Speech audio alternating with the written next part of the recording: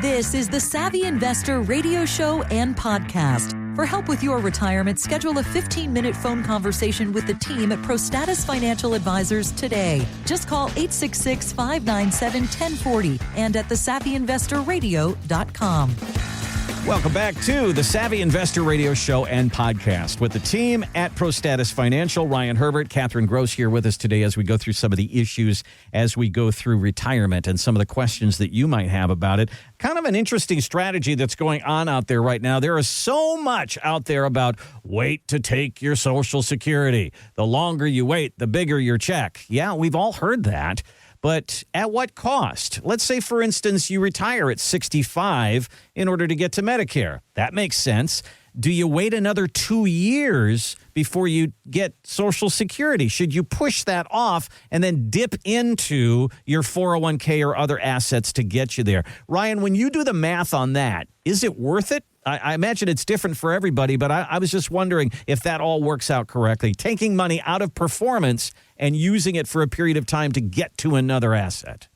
So, it's one of those, it's a very situational answer. The long-term answer, the easy answer is the longer you wait to delay Social Security, the greater the benefit becomes. Every year between age 62 to your full retirement age, which for most people now is age 67, your benefit's going to grow at about 6% per year. And then every year from 67 to 70, that benefit's going to grow at about 8% per year. And so it's one of those things that people always ask when they come in is, when should I collect Social Security? And then my immediate answer to that is, when are you going to die? Because if you can tell me exactly when you're going to die, I can tell you the exact time you should claim Social Security so you get the maximum benefit. Because, if you claim it early at 62, if you live past age 73, you should have waited until age 67, your full retirement age. If you're claiming it your full retirement age and you live past age 82, you should have waited till, age 70. That's kind of how the numbers work. I might be off a year or two because it's been a number of years since I've read the actual, that particular study. But, at the end of the day, to me, it comes down to, number one, quality of life. Number two, what your retirement income is going to look like. And then number three, what assets do you have that could help replicate that Social Security income you're looking at? If we think of it from that quality of life aspect, most people, when they retire, they want to go out and they want to do the fun things. They want to go out and travel. They want to buy the RV, drive across the country. They want to buy the boat. They want to go fly, see the grandkids. They want to go do all those fun things. Can you do that on the income you have coming in without Social Security? If the answer is yes, I can do that, I can survive on that income, well then, yeah, you can delay taking Social Security. But if it's going to restrict that quality of life in those first couple years of retirement, where you can't go do those fun things, the things that you've always wanted to do, well, maybe you should claim Social Security earlier, because, you didn't spend the last 30, 40, 50 years of your life working and saving to all of a sudden be counting your pennies or living paycheck to paycheck, essentially, for those first couple years of retirement. When you're, early on in retirement is when you're young and, hopefully healthy. Towards those later years of retirement, if you're waiting till age 67, you're waiting till age 70 to do those fun things, well, you might not be able to do all the traveling you want to do. You might not be able to sit in the car for long periods of time while you're driving that RV across country. You might not be able to walk up and down the many, many hills that are in Portugal. I know, I was just there. You might not be able to do all those fun things. So, that quality of life aspect is a big part of it.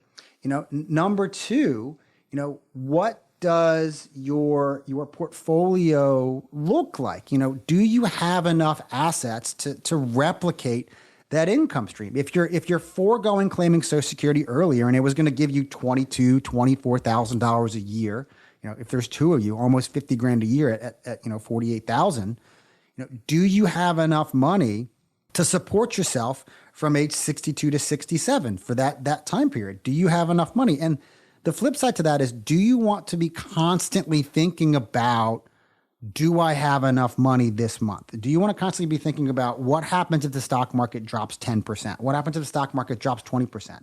Where am I going to come from? So it's the peace of mind of knowing of where your income's coming from. And that really is the importance of having a plan in retirement, knowing exactly where your income's going to come from. And it is a cost benefit analysis that we go over with clients. Is, if you claim Social Security at age 62, here's what retirement income's going to look like for you. Here's how we have to allocate your assets. If you wait until 65, here's what happens, 67, so on and so forth. And, I just had meetings with some clients. They've been clients of mine now for about 5 or 6 years. And every time they come in, they want to adjust the retirement plan, which is perfectly fine. It's one of those things that we move as we go through, but they keep pushing retirement back, and then they think about it and they want to pull it up early. And so we're running all these different scenarios of saying, all right, if you go out at 63 and we delay taking your Social Security, you're going to spend about $86,000 of your $500,000 nest egg to bridge that 2-year period. So instead of having $500,000, you're going to have $420,000 from age 65 until I kill you off at age 95. How do you feel about having less money available for the emergencies and extras? Because it is a very, very emotional decision on how you feel about your money. And, ultimately what they came down with is, all right, Ryan, let's go back to the very original plan that you set out for us that says we were going to retire at age 63. We were going to delay our Social Security for 1 year, claim it at 64, turn on the other sources of income that you've set up at that exact time. That way we're only coming out of pocket about $40,000 for that first year of retirement, because that gives us a big enough nest egg to where we feel comfortable for our emergencies and extras account for the rest of our lives. No, I was just going to say, I just had the same kind of a conversation with a client where they've kind of moved the goalpost on retirement themselves. And this person just happened to be a government employee. She retired from the federal government, so she was getting her pension from OPM. And we had several conversations about when to take Social Security. And, again, same kind of conversation as a cash flow issue. She does have longevity in her family. So I had kind of just said, hey, let's just take it now. Because it's not really going to benefit you to wait rather than take that money out of your portfolio. But, with the timing of when she retired from the federal government, she got a lump sum annual leave payout, which was equivalent to what her Social Security would have been if we elected in February. So we decided to postpone Social Security till next year. But then when we had our mid-year checkup recently, we were like, okay, do we turn on your source of income from the annuity we set up 10 years ago, or do we take Social Security? Which one's the cost benefit analysis of that? And we figured out that the growth of Social Security was going to be much less than the growth that the annuity was going to get by delaying 1 more year. Mm-hmm. So those are the type of mid-year conversations or slight changes we make to the retirement roadmap, depending on when you retire and the timing of when you retire during the year. So all of that, can fluctuate as long as, we're kind of sticking to the original plan with small tweaks. You don't want to completely overhaul your retirement plan. But again, it's looking at that cost savings analysis and the benefit of waiting. And then also, what's the stock market doing right now? If she retired, like she retired in February, that's when the market started to drop because of the Iran war. So, taking large, monthly distributions from that could lower the overall nest egg, which we saved for the extras, the fun things or the things down, further down the road in retirement. So again, it all comes down to having a plan, a roadmap, what your longevity you project to be. And a lot of people, we try to base that off of like how long your parents lived. If your parents lived up until, their late 80s, early 90s, then it might make sense to delay Social Security. But at the end of the day, it really comes down to a quality of life issue and a cash flow issue. And that's something that we'll look at when we sit down with you. We're going to look at where's your income coming from in retirement? What sources are secure? When are we going to pull the trigger on all those different buckets of money? We're going to look at what sources of income and the tax efficiency of all those sources of income. Drawing Social Security For most of our retirees, Social Security is 85% taxable because their other income that they get from pensions makes their Social Security income taxable. So that is more cost efficient than drawing from the portfolio. We look at tax planning when it comes to income. We look at, the cost savings of doing Roth conversions. If we're doing a aggressive Roth conversion plan, then we might delay Social Security because that's just adding more income to that tax year. So there's all these different factors and variables that go into that. We're going to look at how much risk you're taking. Are you taking too much risk in the market? Do you have fixed buckets of money to draw from during periods when the market is down, like we just experienced the last couple of months during the war? And then we're also going to look at, your estate plan. What are your estate planning goals? And all of those kind of play factors in when to draw income and what different buckets of money to start pulling from those sources of income. As you hear Katherine kind of outline all of that, you can check out the website, which is thesavvyinvestorradio.com. There's a button there that says schedule a call. And that's basically a 15-minute call where we sit down and talk through your concerns and questions about retirement. It's no cost or no obligation. You can also use the 866-597-1040 in order to get in touch with the team at ProStatus. Ryan, I was just wondering because there's only about 3 to 5% of the people that actually wait till 70 to trigger their benefit for Social Security. Most people do it a lot earlier than that. I was just wondering, people can go both ways on this. When you see these headlines about Social Security trust fund running out of money and the benefits going to be cut back, are people saying, well, then maybe what I should do is I should wait to take my Social Security, get a bigger check, and then when it gets cut back, it's not that big a bite? Or people will say, well, obviously Social Security's in trouble, so I better just get it now while the getting's good because it's going to run out. So what do you see? That second one, that's more the way that the one people tend to think. If they're going to run out of money, I want to get as much money as I can right now. Yeah. That's the way most people think. And I get it. I understand it. I can also understand the other side of it. And, what I really try to stress to people is that this without changes, that's the key word. Without changes, the Social Security Trust Fund will run out of money and they're going to pay 70 or 73 cents on the dollar for the benefits. They're going to make changes. They absolutely have to make changes. And if you think about politicians, everyone that's in Congress and the House of Representatives, they're all, for the most part, over age 60, so they're all in that age. All of their friends are in that age. A politician's number one job, this is my opinion, is to get reelected.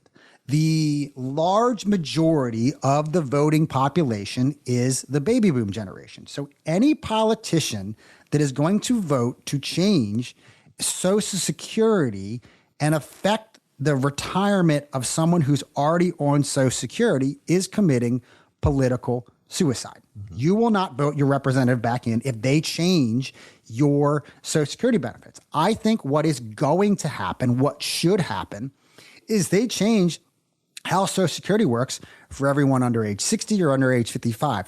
They move the dates. Your early retirement goes from 62 to 64.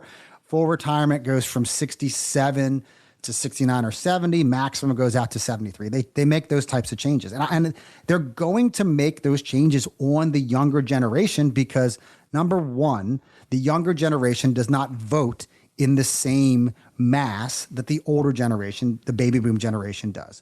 Number two, that generation is not really thinking about retirement from the aspect of Social Security. They're thinking, I have 30, 40, 50 years to that point, I can certainly plan for that. And, I do think that most people say, I want to collect Social Security earlier. And for me, for Katherine, for Andrew, for Lawrence, it really is about how can we give you that quality of life aspect of, I want to have $6,000 a month. I want to have $7,000 a month. I want to have $20,000 a month coming in. How can we do that and do it in the most stress-free way as possible? And 9 times out of 10, that includes electing Social Security, at an earlier age, because you don't want to be thinking about the stock market when you're on your across the country drive. You don't want to be thinking about the stock market when you're, doing that, that bucket list trip to Europe. You don't want to be thinking, all right, the stock market's gone up so far 5-6% this year. I'm okay. You don't want to be worried about what happens next. You don't want to be worried about the stock market dropping. You want to make sure that your income is as safe and secure as possible in retirement. And more often than not, that does include Social Security. And it really is a very, very situational thing, whether you claim it early, whether you wait till full retirement age, whether you work till the maximum Social Security. But that's one of the things we do for our clients is we run that analysis that shows you, here's the benefit to claiming it early. Here's the downside of claiming it early. Here's the optimal age for you, 64 and 5 months, whatever that number happens to be. And here's what happens if you wait. All of those have impacts on your retirement plan, but you want to make sure you understand the pros and cons of your decision. And most importantly, you have that quality of life for that retirement that you've been dreaming about for the last 30 or 40 years.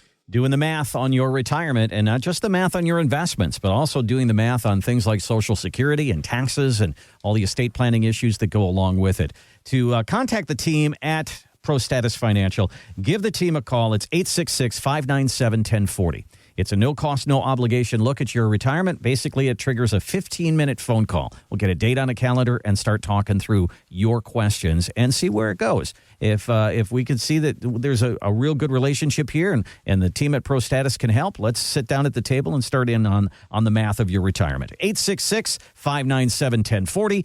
866-597-1040 or thesavvyinvestorradio.com. That is all the time that we have on the Savvy Investor Radio Show and podcast for this week. Catherine, I'll give you the last word on this one. I'm Katherine Groce. Thank you for listening to the Savvy Investor Radio and podcast.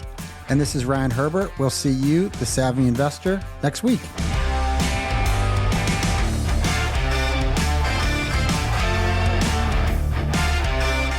Advisory services offered through ProStatus Financial Advisors Group, a registered investment advisor. Insurance licensed in Maryland. ProStatus Financial Advisors Group, LLC is not licensed in all 50 states. To find out if ProStatus Financial Advisors Group is licensed in your state, please call 410-863-1040. ProStatus Group, LLC is not affiliated with nor endorsed by the Social Security Administration or any other government agency and does not provide legal or tax advice. Annuity guarantees rely solely on the financial strength and claims-paying ability of the issuing insurance company. By contacting us, you may be provided with information about insurance and annuity products offered through representatives of ProStatus Financial Advisors Group.